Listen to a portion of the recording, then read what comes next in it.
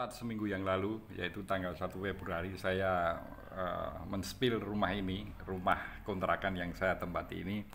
eh, saya komparasikan dengan rumah tapak jabatan menteri, di mana setelah saya cari-cari itu eh, harganya atau nilainya atau biaya pembangunan satu unit RTCM itu sebesar 14 miliar menurut beberapa sumber berita.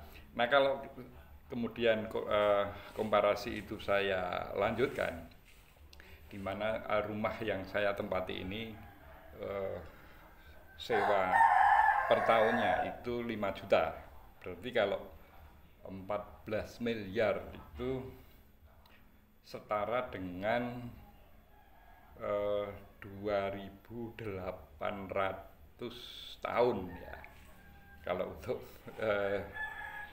nilai sejumlah 14 miliar itu kalau kita konversikan ke eh, harga kontrak rumah yang saya tempat ini, maka saya bisa mengontrak rumah ini selama 2.800 tahun. Ini ya sekedar untuk mendeskripsikan secara kontradiktif antara jabatan menteri yang sebetulnya mereka juga sudah punya rumah dengan rakyat yang ya kurang lebih kondisinya seperti saya. Hanya ketika kita mendengar kemarin Menteri PUPR ketika dikejar wartawan kapan IKN itu atau progresnya bagaimana, kurang lebih seperti itu. Silakan di search beritanya antara setelah Menteri PUPR itu rapat dengar pendapat dengan DPR kemudian dikejar wartawan itu, entah itu keceplosan atau memang jawabannya jujur semacam itu, bahwa ya bagaimana mau menceritakan progresnya, kurang lebih begitu, kalau dananya diblokir ya oleh Menteri Keuangan. Ini hal yang terjadi sudah seperti apa ya, kita sebagai rakyat juga tidak tahu. Hanya kalau melihat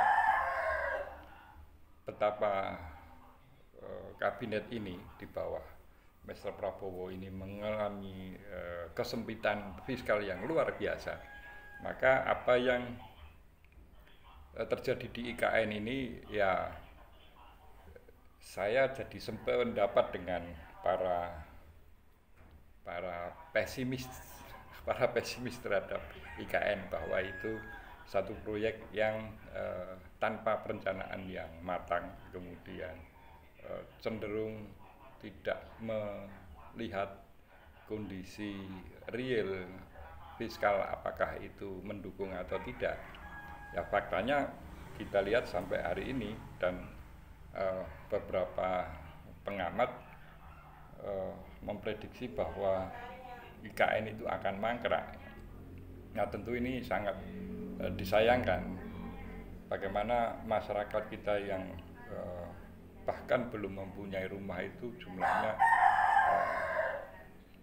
sekali lagi ini bukan karena saya ngontrak kemudian ini saya deskripsikan sebagai ungkapan iri, bukan. Ini tetap kita dalam mengobrol itu, saya secara pribadi based on para pendiri bangsa. Jadi silakan kalau Anda menilai apa yang saya obrolkan ini sebagai satu ungkapan kekecewaan pribadi, ini monggo-monggo saja. Tapi saya mengklaim sebagai penyambung lidah para pendiri bangsa. Kalau melihat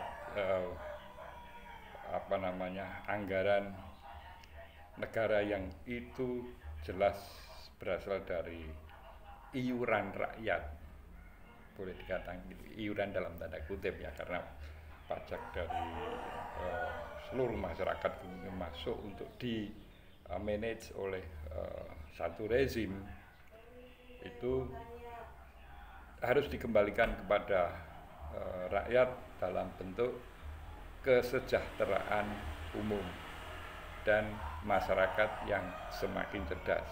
Itulah tujuan dari dibentuknya satu negara, sebagaimana itu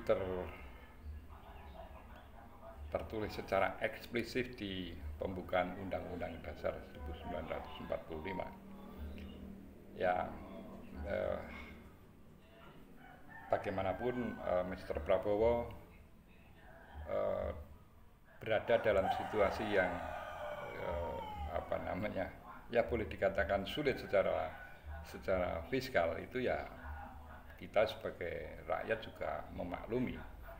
Hanya dalam kesempitan itu sebagai rakyat saya tetap berharap bahwa Mr. Prabowo itu dalam memformat terutama pembangunan ekonomi itu